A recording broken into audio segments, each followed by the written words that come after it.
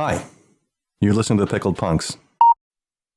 So Letter grades. Letter grades. Okay. Well, I'll give this movie a B minus. B minus. B minus. So there are certain points about the movie that I thought were fantastic. I thought that it had a very good creepy effect. I thought that certain scenes were filmed really well.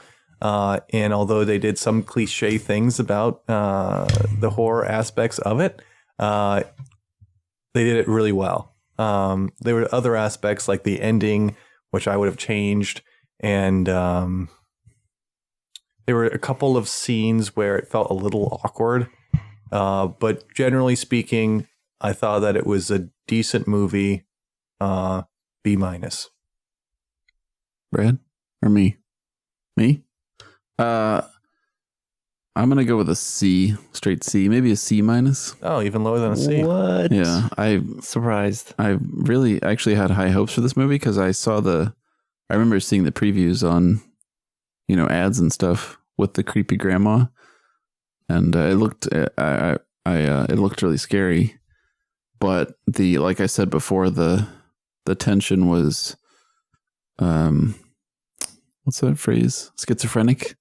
Mm-hmm. The tension wasn't modulated in a way that was effective. I have enjoyed discussing it with you guys. I think that I've come to appreciate it more than I did when I actually watched it. But the effect of actually watching it itself, and even all the questions that I'm left with about what it really kind of was getting at, makes me even more frustrated. So not scary, not engrossing, obnoxious young people, no clear objective that the evil grandparents had. The fact that they were self-destructive in addition to trying to destroy the young people was just weird. Like the dad committing suicide. If you have a character that is in a horror movie that's trying to kill himself, there was just so many schizophrenic threads and no harmony of experience. I would say C minus, maybe even a D. Oh my God! No, I'll go down. dropping. I'll go Stop that guy from talking. a low grade is the point. Not failing, but a low grade. Before you speak, Brad, I wanted to comment on Brian's comment, and that is that the thing that I actually enjoyed about the movie was because of the fluctuating tone and what you spoke of, in the sense that it's tough to have a movie that is grueling in all categories, continuous, and allow you to be startled or scared or heightened. I think that one aspect about the movie that I kind of appreciated was the lighthearted tone that kind of spiked because it gave you a little bit of, I guess, like a safe area until the next scary scene. I think that the complaint is valid, and I think that it was probably more lighthearted than horror, so it was a little too lopsided on that side. But as a feature in a movie, I think that it has value. Although they could have had more tension throughout the movie. Can I talk now? Okay. No, I got to see one more thing. Okay. Grandma's intentions are fundamentally unclear. I kind of had the impression the whole movie that she was just going to tickle you, like she was going to catch you and tickle you and snuggle you, and it would be creepy and weird, and her butt cheeks would be showing. But all she was really going to do was like give you a good tickle, and fundamentally, it wasn't clear to me what the character's purpose was. It malicious? Was it just satisfying some psychotic drive to have an experience for a week of having children again? That fundamental unclarity just kind of ruined it for me. So let me speak a little bit to that point. So I think that that's actually what made the movie more satisfying for me, was because the grandmother was not predictable. So on one moment she was making you, I don't know, pudding, and then on the next moment she's vomiting on the ground in the middle of the night, or picking up a knife and sort of trying to get in your bedroom. So it's like, it's just this character doesn't fit in a category. It's not a two-dimensional character. It's a character that on one moment to the next, whether it's just laughing in a rocking chair during the day and then during the night, wandering the halls, what's going to happen next? So you have that sort of heightened level of tension at all points.